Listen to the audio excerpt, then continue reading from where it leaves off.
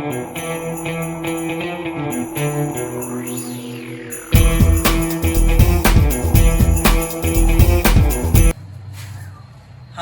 ഞാൻ Melvin interior designer. അപ്പൊ ഇന്നത്തെ വീഡിയോയുടെ ഒരു പ്രത്യേകത ഉണ്ട്. ഞാൻ എന്റെ ഓഫീസ് തുടങ്ങിയിട്ട് ഇന്നത്തേക്ക് ഒരു കൊല്ലം കഴിയാണ്. ഇന്നോട്ട് രണ്ടാമത്തെ കൊല്ലം സ്റ്റാർട്ട് ചെയ്യണം. അതാണ് ഞാൻ സ്ക്രീനിൽ കാണിച്ചിട്ടുള്ളത്. കഴിഞ്ഞ കൊല്ലം ഏകദേശം ഒരു 18 ക്ലയൻസിനെ അവർക്ക് വേണ്ടുന്ന ഡിസൈനും അതുപോലെ തന്നെ അവർക്ക് വേണ്ടുന്ന എല്ലാ എന്റെ വർക്കിന്റെ കാര്യങ്ങളും ഞാൻ ചെയ്തു കൊടുക്കാനായിട്ട് എനിക്ക് പറ്റി.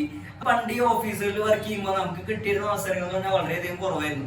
3D ചെയ്യണമെന്നുണ്ടെങ്കിൽ 3D സൈറ്റ് പോകണമെങ്കിൽ സൈറ്റ് ഇത് മാത്രമാണ് ഈ ഓഫീസുകളിൽ നിന്ന് കഴിഞ്ഞാൽ കിട്ടുക. നമ്മൾ സ്വന്തമായിട്ട് ഒരു കാര്യം ചെയ്യുമ്പോൾ നമുക്ക് ചെയ്യാൻ കിട്ടുന്ന അവസരങ്ങളും അല്ലെങ്കിൽ ചെയ്യാൻ പറ്റുന്ന കാര്യങ്ങളൊന്നും ഉണ്ടെങ്കിൽ അത് വലുതാ. 3D ചെയ്യാം, ഡ്രോയിങ് ചെയ്യാം, ക്ലയന്റിനായിട്ട് ഇന്ററാക്ട് ചെയ്യാം, site visit, project coordination, material selection, ഇതാറ് കാര്യങ്ങളായിരുന്നു ഞാൻ മെയിനായിട്ട് എനിക്ക് ചെയ്യണമെന്ന് ആഗ്രഹം ഉണ്ടായിരുന്നു. ഇതെല്ലാം എനിക്ക് സ്വന്തമായിട്ട് ഞാൻ തുടങ്ങിയപ്പോൾ എന്നെ കൊണ്ട് ചെയ്യാനായിട്ട് പറ്റി. അപ്പൊ അതിന്റെ ഒരു ഭാഗമായിട്ട് നമുക്ക് 4250 സ്ക്വയർ ഫീറ്റ് ഏരിയ വരുന്ന ഒരു 4 BHK അപ്പാർട്ട്മെന്റിന്റെ പ്ലാൻ നോക്കിയാലോ. ഇതാണ് ആ പ്ലാന്.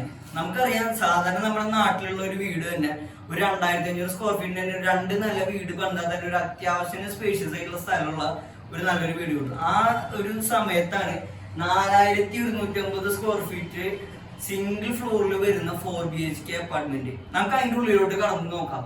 നമ്മൾ കിടക്കുന്ന ഒരു 5 ഫീറ്റ് വിട്ടുള്ള ഒരു പാസേജിനാണ് നമ്മൾ കിടക്കുന്നത്. ഈ പാസേജ് കിടക്കുന്നത് നമുക്ക് ലെഫ്റ്റ് സൈഡിൽ ഒരു റൂം ഉണ്ട്, PL ഷാഫ്റ്റ് റൂം. അതായത് ഈ അപ്പാർട്ട്മെന്റിന് വരുന്ന എല്ലാ പ്ലംബിങ്ങിന്റെ ലൈൻസും വാൽവ് കാര്യങ്ങളൊക്കെ ഈ ഒരു റൂമിൽ ഉണ്ടായിരിക്കും. ഇൻ കേസ് നമുക്ക് എന്തെങ്കിലും ഒരു ആവശ്യത്തിന് പ്ലംബിംഗ് ലൈന് ക്ലോസ് ചെയ്യണമെന്നുണ്ടെങ്കിൽ ഈ അപ്പാർട്ട്മെന്റിന് മാത്രമായിട്ടുള്ള പ്ലംബിങ്ങിന്റെ ഷാഫ്റ്റുകളുള്ള ഒരു റൂമാണ് PL ഷാഫ്റ്റ് റൂം. അത് കഴിഞ്ഞ് നമുക്ക് ഫസ്റ്റ് ഒരു ബെഡ്റൂം വരുന്നുണ്ട്. നല്ല സ്പേഷ്യസ് ആയിട്ടുള്ള ഒരു ബെഡ്റൂം. ഇത് ശരിക്കും ഫ്ലോർ ലേഔട്ട് ആണ്. അത് ജസ്റ്റ് ഫർണിച്ചർ ജസ്റ്റ് ഒന്ന് ഇട്ടു എന്നുള്ളൂ. അടുത്തൊരു വീഡിയോയിൽ ഇതിന്റെ പക്ക ഇന്റീരിയർ ലേഔട്ട് എങ്ങനെയാണെന്ന് നോക്കാം. അപ്പൊ ഇതിൽ നമ്മള് ബെഡ് ഇട്ടിട്ടുണ്ട്, അതുപോലെ തന്നെ അതിന്റെ വാർഡ്രോബ്, സ്റ്റഡി അറ്റാച്ച്ഡ് ആയിട്ടുള്ള ഒരു ടോയ്ലറ്റ് വരുന്നുണ്ട്. ഇത് കഴിഞ്ഞാൽ നമ്മൾ കയറി ചെല്ലുന്നത് ഒരു ഫുട്ബോൾ ഗ്രൗണ്ടിലോട്ടാണ്. ഫുട്ബോൾ ഗ്രൗണ്ടിലോട്ടല്ല, ശരിക്കും പറഞ്ഞാൽ അത്രയും അധികം വലുപ്പമുള്ള ഒരു ലിവിംഗ് റൂമാണ്. നല്ലൊരു സ്പേഷ്യസ് ആയിട്ടുള്ള ലിവിംഗ് റൂമാണ്.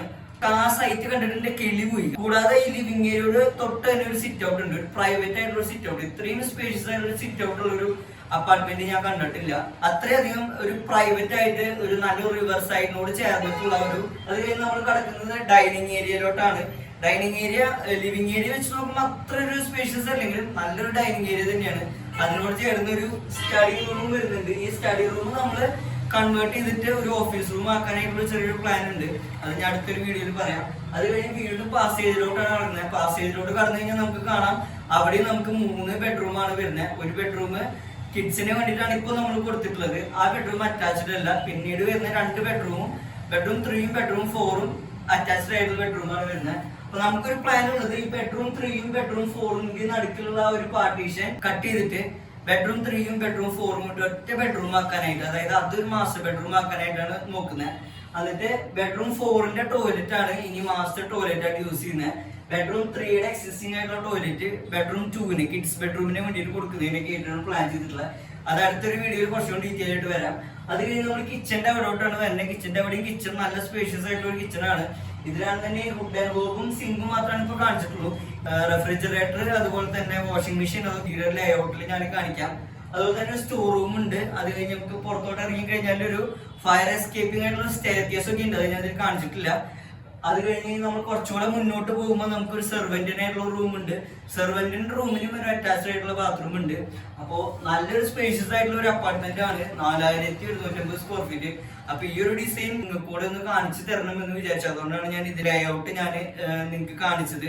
അപ്പൊ ഇനി അടുത്തൊരു വീഡിയോയിൽ ഇതിന്റെ ഇന്റീരിയറിന്റെ ലേഔട്ട് എങ്ങനെയാണ് സെറ്റ് ചെയ്യുന്നത്, ഫർണിച്ചർ ലേഔട്ട് എങ്ങനെയാണ് സെറ്റ് ചെയ്യുന്നത് അടുത്തൊരു വീഡിയോയിൽ നോക്കാം. അപ്പൊ അടുത്തൊരു വീഡിയോയിൽ കാണുന്നവരേക്കും എല്ലാവർക്കും ബൈ.